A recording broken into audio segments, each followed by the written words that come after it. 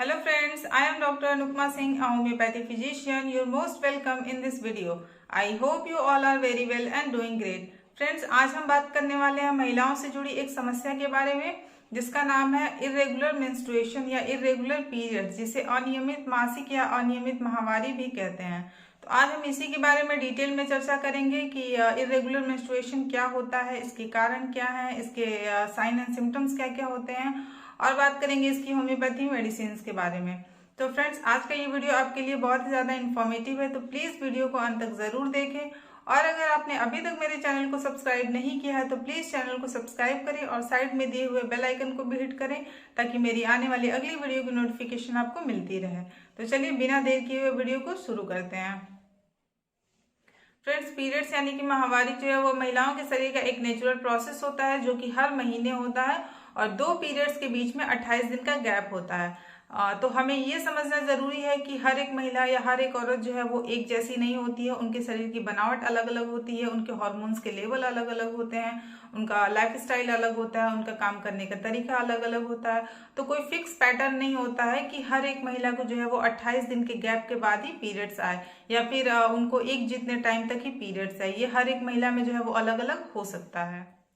तो सबसे पहले मैं आपको बताती हूँ कि नॉर्मल पीरियड्स किसे कहते हैं, फिर आपको ये समझ में आ जाएगा कि इर्रेगुलर पीरियड्स यानी कि अनियमित माहवारी जो है वो क्या होता है। तो फ्रेंड्स, एक नॉर्मल क्राइटेरिया जो होता है वो है एक से दूसरे पीरियड्स के बीच में 28 दिन का गैप होना। बट ये जरूरी नहीं कि सबको 28 दिन के गैप के बाद ही पीरियड्स आए।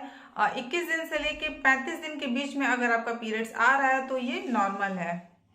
ऑन एन एवरेज ये जो 28 दिन का गैप है इसमें 7 डेज जो है वो प्लस माइनस होता है। यानी कि आपका पीरियड्स अगर 28 दिन से 7 दिन पहले या फिर 28 दिन के 7 दिन बाद तक कभी भी आ रहा है तो वो नॉर्मल है। ये सब कुछ डिपेंड करता है कि आपकी बॉडी की बनावट कैसी है, आपका दिनचर्या कैसा है, आपका लाइफ स्टाइल कैसा है, आपका खान पान कैसा है, और भी बहुत सारी चीजों पे डिपेंड करता है इसमें। इसीलिए मैंने कहा कि आपका जो पीरियड्स है वो 21 दिन से लेके 35 दिन के बीच में कभी भी अगर आ रहा है तो वो नॉर्मल है। इसके अलावा आपका पीरियड्स का जो ब्लीडिंग है, जो फ्लो है, वो 2 दिन से लेके 7 दिन तक रह सकता है। बट अगर आपको 2 दिन से कम या 7 दिन से ज्यादा ब्लीडिंग हो रही है तब हम एक्सपेक्ट करते हैं कि कुछ अंदर कुछ प्रॉब्लम हो सकती है। तो ब्लीडिंग जो है वो आपको बहुत ज्यादा कम भी नहीं होनी चाहिए, बहुत ज्यादा भी नहीं होनी चाहिए। तो इसीलिए 2 दिन से लेके 7 दिन के बीच में अगर आपको नॉर्मल फ्लो हो रहा है तो वो नॉर्मल है। साथ ही साथ पीरियड्स के दौरान जो है वो थोड़ा बहुत दर्द होना नॉर्मल बात है। बट अगर आपको दर्द जो है वो बहुत सीवियर है जिसकी वजह से आपका जो डेली रूटीन है वो अफेक्ट हो रहा है, आपका जो दिनचर्या है वो अफेक्ट हो रहा है, आपको अपने सारे काम छोड़ के बैठ के रेस्ट करना पड़ रहा है, तो ये सिचुएशन जो है वो एबनॉर्मल हो सकती है। तो ये तो बात हो गई नॉर्मल पीरियड्स की बात। अगर आपको नॉर्मल पीरियड समझ में आ गया है तो इर्रेगुलर पीरियड्स क्या होता है वो आपको अच्छे से समझ में आएगा। तो अब बात करते हैं कि इरेगुलर पीरियड्स क्या होता है। तो फर्स्ट पॉइंट आता है कि आपका जो मेंस्ट्रुअल साइकिल पहले थी, फिर वो चाहे 21 दिन की हो, 28 दिन की हो या फिर 35 दिन की, किसी भी टाइम ड्यूरेशन की हो, वो अब शॉर्ट हो गई है। यानी कि अब आपका पीरियड जो है वो बहुत जल्दी जल्दी आने लगा है या फिर आपका पीरियड जो है वो आपको बहुत लेट आने लगा है, तो ये इरेगुलर है। इसके अलावा जो है वो आपकी जो फ्लो है, आपकी जो ब्लीडिंग है, वो अगर आपको पहले 4 दिन रहती थी या फिर 5 दिन रहता था, वो जो है वो अब कम हो गया है, आपको एक ही दिन रहता है या फिर 2 दिन रहता है, या फिर हो सकता है कि अब वो 7 दिन से ज्यादा रहने लगा है, तो ये जो है वो इरेगुलर है। या फिर थर्ड पॉइंट हो सकता है कि आपकी ब्लीडिंग की मात्रा में चेंजेस हो गया हो, जितना फ्लो आपको पहले होता था उससे बहुत ज्यादा अधिक मात्रा में आपका ब्लीडिंग जो है वो होने लगा है अब, या फिर उसकी मात्रा जो है वो कम हो गई है। यानी कि पहले जितना आपको फ्लो होता था, जितनी ब्लीडिंग होती थी, उससे बहुत कम हो गया है ब्लीडिंग। तो अगर ऐसी कंडीशन आपको हमेशा बनी रहती है तो ये एक एबनॉर्मल है या फिर ये इरेगुलर मेंस्ट्रुएशन है। बट अगर साल में 2 से 3 बार अगर आपको ऐसा होता है तो ये भी नॉर्मल है, क्योंकि कई बार क्या होता है कि हमारा जो लाइफ स्टाइल है उसमें कुछ चेंजेस आ जाते हैं, या फिर कई बार हमारा जो वर्कलोड है वो बहुत ज्यादा हो जाता है, या फिर कुछ मेंटल स्ट्रेस की वजह से जो है वो कुछ हार्मोनल चेंजेस हो जाते हैं जिसकी वजह से हमारा पीरियड्स जो है वो इरेगुलर हो जाता है। तो इसमें आपको बहुत ज्यादा पैनिक होने की जरूरत नहीं है, ये एक नॉर्मल बात है। साल में 2 से 3 बार अगर आपको ये कंडीशन होती है तो ये नॉर्मल है। बट अगर ये कंडीशन आपको रेगुलर बनी रहती है तो ये जो है एक इरेगुलर पीरियड्स है। अब बात करते हैं इसके कारण क्या क्या हो सकते हैं इरेगुलर मेंस्ट्रुएशन के। तो फर्स्ट है हार्मोनल इम्बैलेंस। किसी भी वजह से आपके हार्मोन्स में अगर किसी तरह का कोई चेंज हो जाता है, जैसे कि ईस्ट्रोजन एंड प्रोजेस्टेरोन हार्मोन्स जो होता है वो महिलाओं के शरीर में पीरियड्स को जो है, मेंस्ट्रुअल साइकिल को जो है वो नॉर्मल एंड रेगुलर मेंटेन करने के लिए होता है। तो इसमें अगर किसी तरह का कोई गड़बड़ी हो जाती है, कुछ चेंजेस आ जाते हैं, तो इसकी वजह से आपके पीरियड्स में जो है वो चेंजेस हो जाते हैं। इसमें जो कॉमन होता है, जैसे कि लड़की को पहली बार जब पीरियड्स आता है तो वो जो टाइम होता है, उसके बाद का जो 2 से 3 साल का टाइम होता है, उसमें जो है वो इरेगुलरिटी रह सकती है। ऐसे ही अगर आपका एज हो गया है महीना खत्म होने का, तो उसके पहले का जो 2 से 3 साल का वक्त होता है, उसमें जो है वो आपको इरेगुलरिटी देखी जा सकती है। तो ये तो कुछ रीजन हो गए, नॉर्मल रीजन हो गए पीरियड्स इरेगुलर होने के।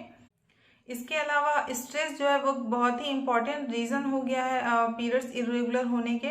इसकी वजह से आपके हार्मोन्स में जो है वो कुछ चेंजेस हो जाते हैं, जिसकी वजह से आपका माहवारी या मासिक जो है वो अनियमित हो सकता है। इसके अलावा अगर आपके वेट में सडनली कोई चेंज आया हो, जैसे कि आपने अचानक से वेट गेन किया हो, यानी कि आपका वजन जो है वो बहुत बढ़ गया है, या फिर सडनली आपने जो है वेट रिड्यूस किया, यानी कि आपका वेट जो है वो अचानक से कम हुआ हो, तो ये भी एक बहुत ही इंपॉर्टेंट रीजन हो सकता है आपके इरेगुलर पीरियड्स होने के। इसकी वजह से भी आपके हार्मोन्स में जो है वो चेंजेस हो सकते हैं, आपके हार्मोन्स में कुछ गड़बड़ी हो सकती है। इसकी वजह से आपकी माहवारी या मासिक जो है वो अनियमित हो सकता है।